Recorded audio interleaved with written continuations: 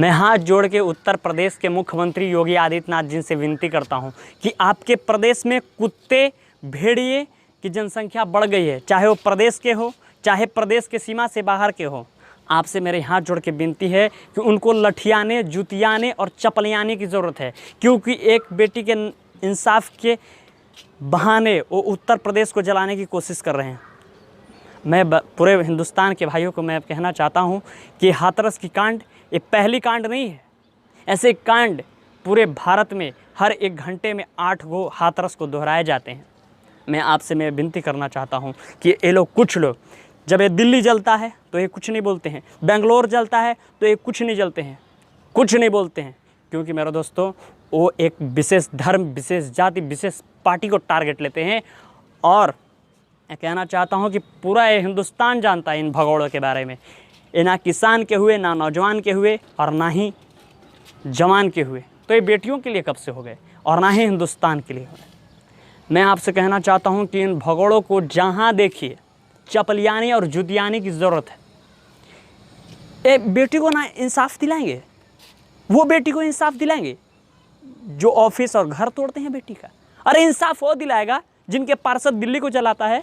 अरे वो इंसाफ दिलाएगा जो बेंगलोर में, पूरे बंगाल में भारतीय जनता पार्टी के कई सदस्य, कई बड़े बड़े नेता मारे जाते हैं। नहीं मेरे दोस्तों, ये तमाशा बना लिए हैं। एक हाथरस कांड को लेकर के इन्होंने तमाशा बना लिया है। जब पीएफआई का नाम आया तो इन लोग नंगे हो गए, इनके पैंट सरक गई और ये नंगे हो करके बेशर्मे चुप हो गए। और मैं कहना चाहता हूँ कि ये इंसाफ की लड़ाई लड़ते हैं। तो पहले मैं बहुत खुश हुआ कि क्योंकि पूरा हिंदुस्तान एक हाथरस की बेटी को लेकर के कैंडल मार्च निकाला, मशाल जुलूस हुई, सरकार के खिलाफ नारेबाजी हुई कि ऐसे नहीं होना चाहिए। पर एक तरफ मैं बहुत दुखित हूँ, क्योंकि उस कैंडल मार्च में एक शपथ नहीं लिया गया कि हम जिसके लिए कैंडल जला रहे हैं, जिसके लिए हम इतने विरोध कर रहे हैं, जिसके लिए मशाल जुलूस निकाल रहे हैं, आओ हम कसम खाते हैं कि अब से कोई हाथरस, कोई गली हाथरस नहीं बनेगा, कोई भी शहर हाथरस नहीं बनेगा। लेकिन ये भगौड़े, ये हरामजादे, ये पूरे प्रदेश को नहीं, पूरे हिंदुस्तान को जलाने की साजिश करते हैं। पहले तो इन्होंने हिंदुस्तान के जवानों पर आवाज़ उठाई, फिर हिंदुस्तान के धरती मैया पर आवाज़ उठाई, फिर महिलाओं पर आवाज़ उठाई। ये अब हम बर्दाश्त नहीं करेंगे। कुछ लोग कहते हैं कि ऐसे बात मत करो, नहीं तो ये तुम्हें छोड़ेंगे नहीं। अरे मैं डरता नहीं हूँ उनसे। आओ, अगर कोई भी माँ धरती के लिए अगर कुछ बोलता है, माँ धरती के लिए कोई भी कुछ बोलता है, तो हम, अगर पूरा हिंदुस्तान के कुछ नहीं बोलता है तो मैं बोलूँगा, और मैं असली भारतीय हूँ। मैं पहले हाथ जोड़ करके आपसे विनती करता हूँ कि मैं कुछ हद के सीमा को पार कर दिया था, पर मैं क्या करूँ, ये नापुंसक बोलने को मजबूर कर देते हैं।